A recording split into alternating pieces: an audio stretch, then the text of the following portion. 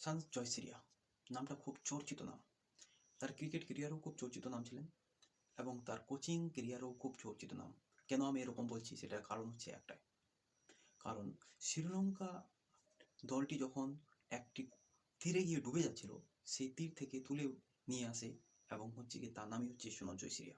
কারণটা হচ্ছে এরকমই, যখন কোচিং স্টাফের জন্য নিযুক্ত করার জন্য কুমার সাঙ্গাকারা, মহিলা জয়বর্ধনাকে এই প্রপোজালটা দেওয়া হয়, তারা কিন্তু নিতে চায়নি।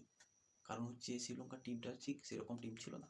তখন জয়সূরিয়া খুব একটা রিস্কের মধ্যে নিয়ে কোচিং স্টাফে নিযুক্ত হয় এবং নিযুক্ত হয়ে সেটাতে সফল হয়েছেন, সেটা দেখিয়ে দিয়েছেন তিনি এই টিমের মধ্যে কতটা ইম্প্যাক্ট, কতটা প্রভাবশালী হতে পারে। তিনি এমনভাবে টিমটিকে গুছিয়েছেন এবং যেগুলো পুরাতন প্লেয়ার ছিল, যারা ছেড়ে যাদেরকে মনে হচ্ছে টিমের মধ্যে নিয়োজিত করা যাচ্ছিল না, যেরকম হচ্ছে কুশাল পেরেরাকে, দিনেশ চান্দিমালকে, অনেক প্লেয়ার রয়েছে যাদেরকে সে মানে নিযুক্ত করিয়েছে এবং টিমের মধ্যে সে মানে হচ্ছে কি নিয়ে এসে খেলাটাকে একটা মানে ভালো একটা জায়গায় নিয়ে চলে গেছেন। এবং হচ্ছে ওডিআই এবং টি-20 সবথেকে যেটা বড় কাজ করেছেন, আশালঙ্কাকে ক্যাপ্টেন্সি দেওয়ার ফলে, তার ক্যাপ্টেন্সিতে অতিরিক্ত ইম্প্যাক্ট পড়েছে একটা টিমের মধ্যে, যে শ্রীলঙ্কার টিম একটা উন্নত হওয়ার ফলে।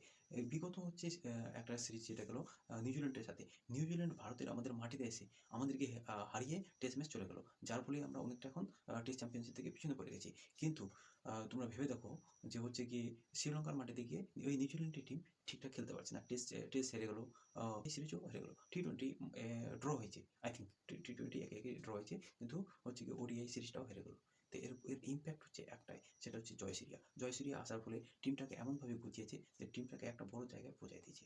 আপনার কি মনে করেন যে সনদ জয়সূরিয়ার ফলে শ্রীলঙ্কা টিমের একটা বড় পরিবর্তন এসেছে? আপনারা যদি এটা মনে করেন তাহলে আপনাদের মূল্যবান কমেন্ট অবশ্যই লিখবেন।